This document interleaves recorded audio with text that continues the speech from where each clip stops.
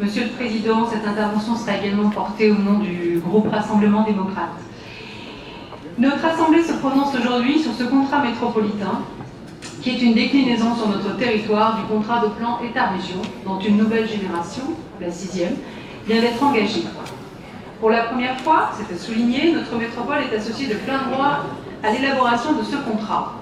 Cela traduit bien évidemment les changements institutionnels opérés par la loi MAPTAM, avec la création de notre collectivité de plein exercice et aux compétences élargies. C'est aussi et surtout le reflet de la place que notre métropole occupe dans les enjeux de développement portés à la fois par l'État et par la région Rhône-Alpes.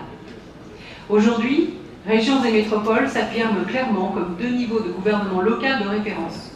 Un double mouvement est à l'œuvre. D'un côté, avec la loi NOTRe, des régions redécoupées au pouvoir renforcé et amenées à jouer un rôle de stratèges régionaux. De l'autre, l'affirmation des métropoles, qui concentrent l'essentiel des lieux de recherche, de savoir, et dont le dynamisme démographique et économique en fait les locomotives de l'innovation et du développement des territoires. Sur un très large éventail de politiques publiques, la région Rhône-Alpes et la métropole de Lyon doivent agir de concert compte tenu de leurs compétences. Dans le cadre de ce contrat, et plus particulièrement sur la question cruciale des transports, pour laquelle les attentes sont fortes, l'essentiel de l'enveloppe est effectivement consacré aux nœuds ferroviaires lyonnais. Il s'agit du chantier le plus important concernant le pôle d'échange multimodal de la Part-Dieu, dont la restructuration était, d'un consensus général, indispensable et qui s'inscrit dans une cohérence globale, pilotée au sein de la métropole, qui associe étroitement et efficacement projets privés et investissements publics dans le cadre de l'environnement de cette gare. La deuxième priorité de ce plan concerne les pôles de recherche et d'enseignement, avec bien sûr le financement du logement social étudiant et le lancement de pas moins d'une trentaine de projets visant à créer un environnement favorable à l'innovation et l'entrepreneuriat.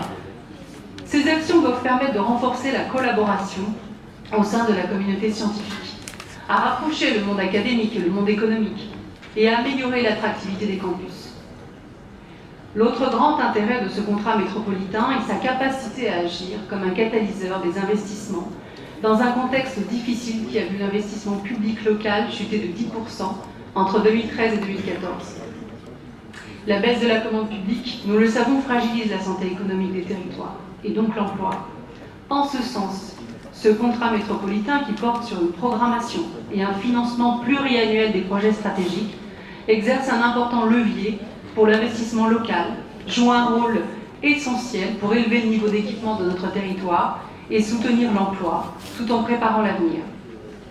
Ce contrat doit donc permettre de mobiliser nos collectivités autour de projets communs territoriaux et nous préserver des conséquences d'une trop forte baisse des dotations étatiques qui représentent, je le rappelle, sur notre seule métropole, 1 milliard d'euros sur le mandat.